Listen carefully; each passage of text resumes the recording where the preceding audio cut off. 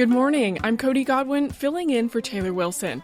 Today is Monday, September 8th, 2025. This is USA Today's The Excerpt. Today, Supreme Court Justice Amy Coney Barrett sat down for a rare interview with USA Today to talk about her new book, Listening to the Law. Plus, the first millennial saint has been canonized, and who won big at the MTV Video Music Awards. Amy Coney Barrett would like to have a word. The Supreme Court Justice has written a book titled Listening to the Law, set to be published on September 9th. In it, she wears her former law professor hat to try to make the workings of the judicial system understandable to readers who don't necessarily have law degrees. In an exclusive interview with USA Today, she also expounded on professional issues and more personal ones, like, for instance, what keeps her up at night. For more takeaways from this rare interview, my colleague Taylor Wilson spoke with USA Today Supreme Court correspondent Maureen Groppe. Maureen, thanks for joining me. Hey, happy to chat. So let's get to some of the main takeaways from your sit down with Justice Amy Coney Barrett. I want to start with this. Justice Ketanji Brown Jackson recently wrote that the court seems to have a rule that this administration always wins. What did Justice Coney Barrett say about that? Well, she disagreed. She said both that the evidence doesn't support that and that the court doesn't make decisions the way Jackson described, which Barrett said would be similar to how she might handle disputes among her 7 children, saying things like, oh, okay, well, I'm going to try to even things out and you'll win some and you'll lose some. She said that's not how the law works. Well, you asked her what keeps her up at night. I was really intrigued by this question. How did she answer that? Basically, the weight of the job keeps her up. She knows the impact that her decisions will have on people's lives. In death penalty cases, that's, of course, literally a life and death matter. But even in other cases, she knows how her decisions are going to be precedent for years, decades to come. So she said she might not be able to sleep because she's trying to figure out the answer to a difficult legal question, or she's trying to figure out how to write the decision in a way that makes sense to people, and most importantly, that will persuade her colleagues that she's right. Well, the High Court has weighed in on some heavy issues recently that really center human beings in vulnerable positions. What did the justice say about the challenges there and this idea of putting feelings aside to make these judgment calls? We asked her about one particular case when the court said that the Trump administration could end a humanitarian migration program for Haitians and other people feeling turmoil. And the reason we asked about that particular case is because she adopted 2 of her children from Haiti. And so we thought that issue might have hit close to home for her. But she said that case is a good example of how judges have to put their emotions aside when they're applying the law. She said that may make the law look cold to people, but as she put it, quote, empathy isn't the stuff of legal decisions. Well, we're in a time of lots of anxiety about the future of our institutions. Some Americans are losing faith. How much faith does Justice Coney Barrett have in the future of the rule of law in this country, Maureen? She has a lot of faith. She does not share the concerns that some of her liberal colleagues have raised about the pressures that they see right now on the Constitution, on the balance of power between the 3 branches, or on the rule of law. She said that the nation has faced challenging times before and that the government and legal institutions have survived. And so it's difficult for her to imagine that that won't continue to be the case. Well, interestingly, she's the first and only mother of school-age children on the court. What did you learn about her work-life balance and some of the unique challenges there? It has its challenges, as it would for any working parent. She gave an example of needing to find last-minute childcare so she could attend an oral argument.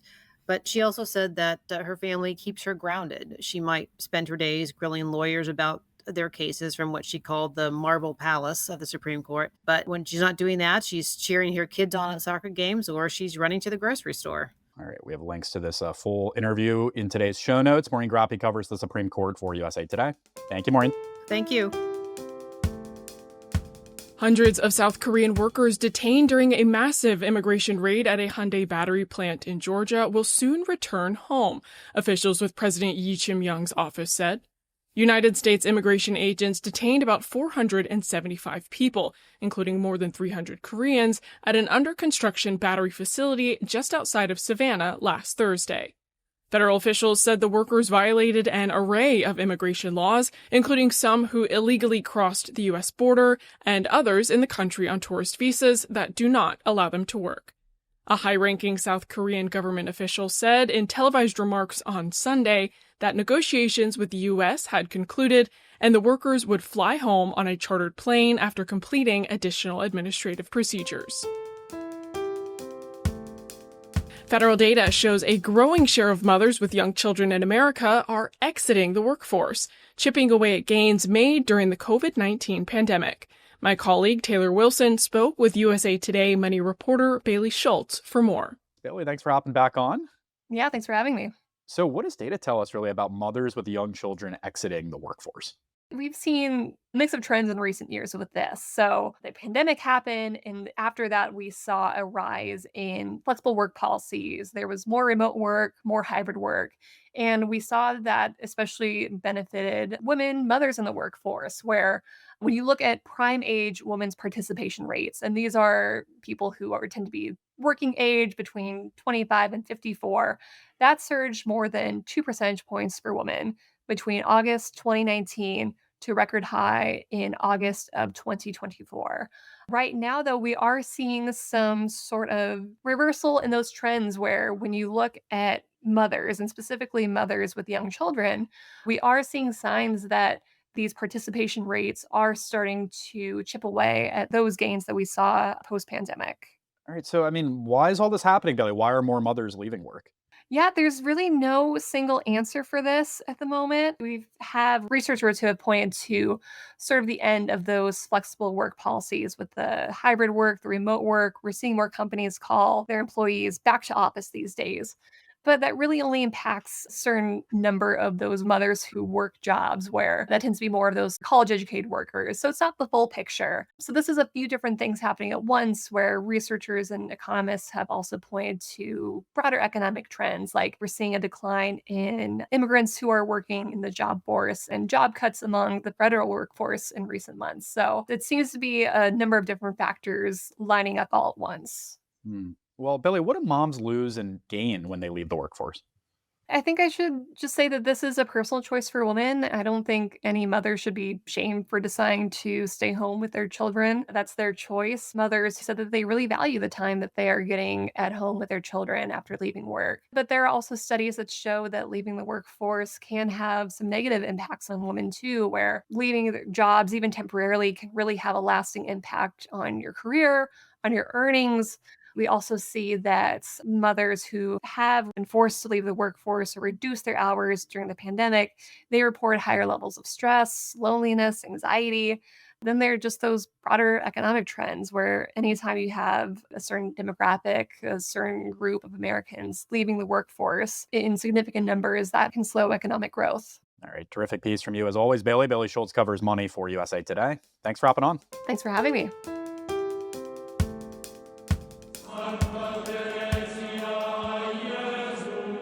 Pope Leo declared 15-year-old Carlo Acutis a saint yesterday.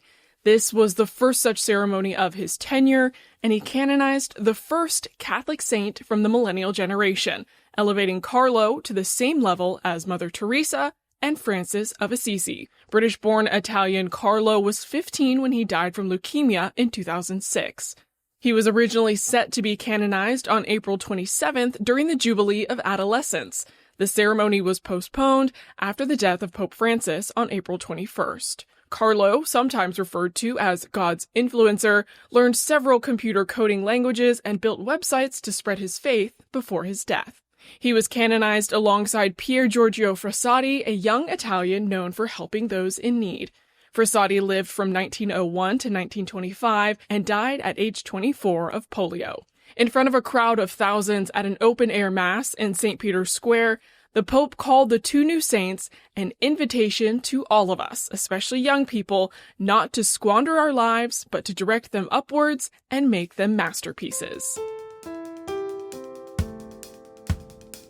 Music stars came out for MTV's Video Music Awards last night in New York. Lady Gaga had the most nominations and the most wins. She was nominated 12 times and took home 4 Moon Person trophies, including Artist of the Year and Best Collaboration, along with Bruno Mars. The pop superstar had to leave the award show about 15 minutes in to make it to her own concert at Madison Square Garden. Ariana Grande and Sabrina Carpenter tied for the second most wins of the evening.